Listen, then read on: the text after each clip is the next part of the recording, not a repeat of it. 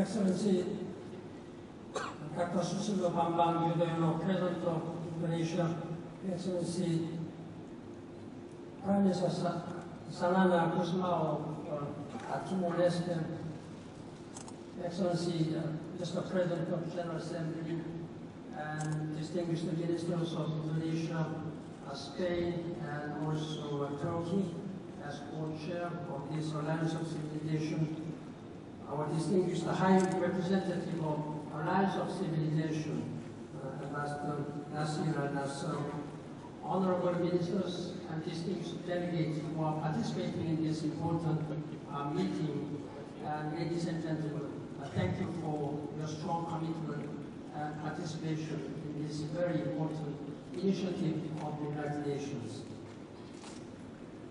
I'm honored to seek the Global Forum of Alliance of Civilization today under the leadership of President Yudhoyono, and I thank President Yudhoyono, the government and people of Indonesia for their hospitality and warm welcome, excellent arrangement for the success of this meeting. This country, Indonesia, is a home to more than 250 million people with more than thousands of different ethnic groups, living wisely, harmoniously, side by side, demonstrating and practicing reconciliation and harmony and dialogue, resolving all the differences of opinions through dialogue. Therefore, in this sense, it is most befitting that this Alliance of Civilization is taking place in this country, in Indonesia. I'm inspired by Indonesia's motto, Bhinneka Tunggal Ika, or unity in diversity. This is the main theme of this Alliance of Civilization. Our differences should not divide us. They should forge our collective prosperity and strength. The United Nations was born from a tragic experience and lessons which we learned from the Second World War. That countries must join forces for peace. And we have learned that this is true, not just for the governments, but for all of our society. Unity in diversity is more than a slogan. It is a way of life, and it is a way to peace. Ladies and gentlemen, I see many disasters in today's world. The natural calamities are heartbreaking. But what is most saddening, in many ways, these man-made tragedies are even worse. Too many of our world's worst crises are driven by those who exploit fear for power. Too many societies are fracturing along cultural, religious, or ethnic lines. Wars begin in people's minds, and the way to peace is through also people's hearts. The Alliance of Civilization was created to reach the hearts and minds of the people and build bridges to peace. I applaud High Representative Ambassador al-Nasser for working hard with so many grassroots groups around the world. Under his leadership, the Alliance is making a difference on the ground.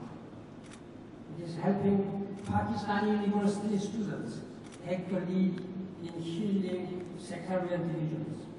It is supporting theater by Kenyan citizens to prevent young people from joining terrorist movements. It is encouraging Muslim-Christian volunteerism in Lebanon. In Israel-Palestinians, the Alliance works to join families from both sides who have lost loved ones in the conflict. By having a dialogue with each other, they challenge their leaders to do the same. We are all here to help the alliance of civilization expand its barrier work of addressing the sources of conflict and planting new seeds of peace. I welcome his commitment to promoting interreligious and intercultural dialogue. These are essential tools to preventing and resolving conflicts. I count on your support for efforts by the Alliance and by the entire United Nations assistance. We have much more ahead of us across the landscape of tension. Far too often, identities define boundaries that lead to fighting. Intercommunal violence in the Central African Republic has displaced hundreds of thousands of people, nearly half the country's population, 2.5 million people, need help to survive. The newest member of the United Nations, that is South Sudan, gained independence with great hope. I myself participated in that independence ceremony, but a power struggle between the leaders degenerated into ethnic violence that has killed thousands of civilians and many millions of displaced people. In Myanmar, polarization is threatening the democratic tradition. The country's leaders must speak out against divisive incitement. They must promote interfaith harmony, and they must stand against impunity for provocations and violence.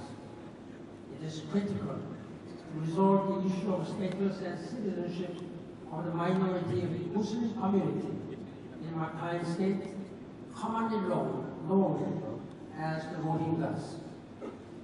I am alarmed by the rising level of attacks in Sri Lanka against the religious minorities. The government and faith leaders must respond and ensure the safety and security of all communities.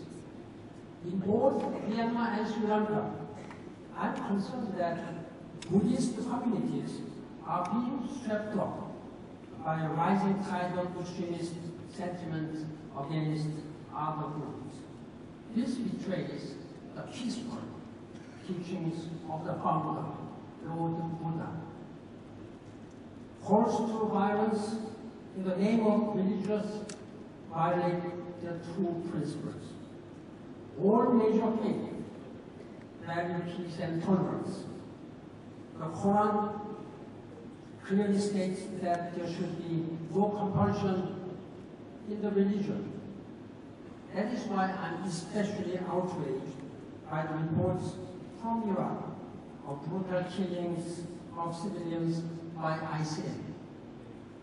Whole communities that have lived for generations in northern Iraq are being forced to flee or face death just for their religious beliefs.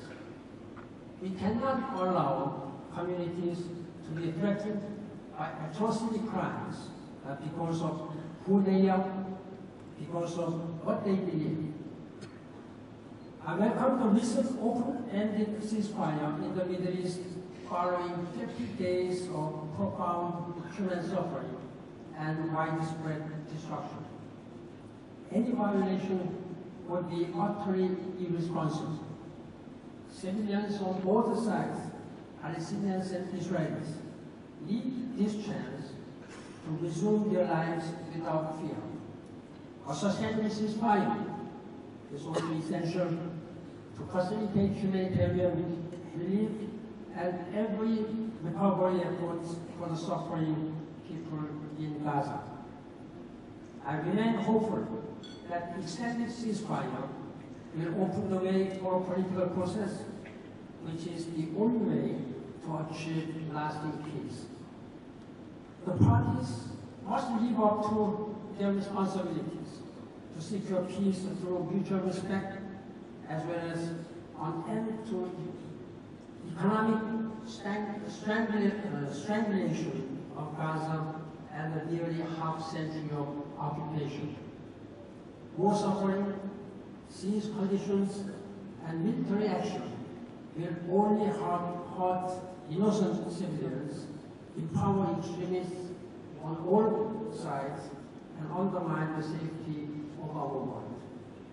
In all cases and all regions, our response must aim at extremists as well as those who enable them with weapons and other forms of support. Dangerous, divisive leaders are not only found in conflict zones. In Europe, North America, and elsewhere, we see cynical political exploitations of religious differences and rising Islamophobia, anti-Semitism, and other forms of hate speeches. In decades past, it might take weeks or months to get reports on atrocities. Today, because of the advancing state of professional media and citizen journalists, they are aired in real time. Our challenge is to act on the information we receive. My Rights Up Front initiative aims to mobilize the United Nations quickly in response to abuses.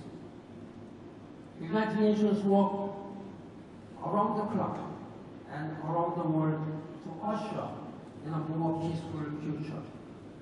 Our human rights experts document violations. Our disarmament teams destroy deadly weapons. Our peacekeepers patrol demilitarized zones.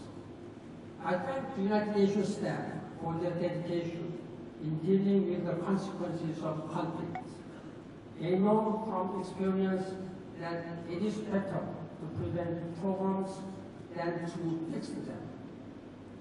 It is not enough to identify crimes, silence guns, and separate warring parties. We must work to strengthen prevention and build the foundation of lasting peace. Mr. President, Excellencies, ladies and gentlemen, earlier this month at the United Nations, I had the opportunity of meeting a brave young girl, Malala Yousafzai from Pakistan. She was a very brave and courageous teenager who survived a terrorist attack simply because she wanted to study. Now she has become a global champion of education. We met with 500 young students, young people, gathered in the United Nations General Assembly Hall, together with the General Assembly President, marking the 500 days before the deadline of Millennium Development Goals.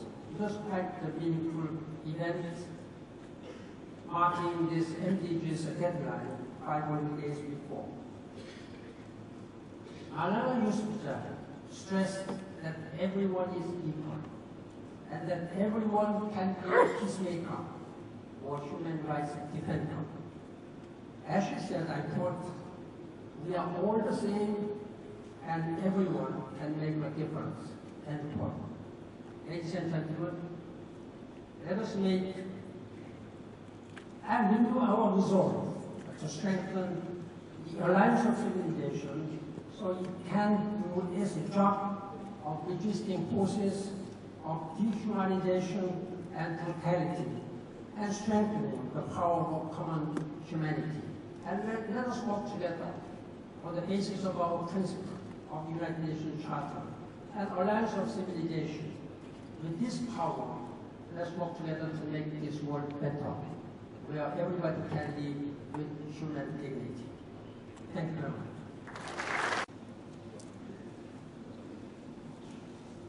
Excellency,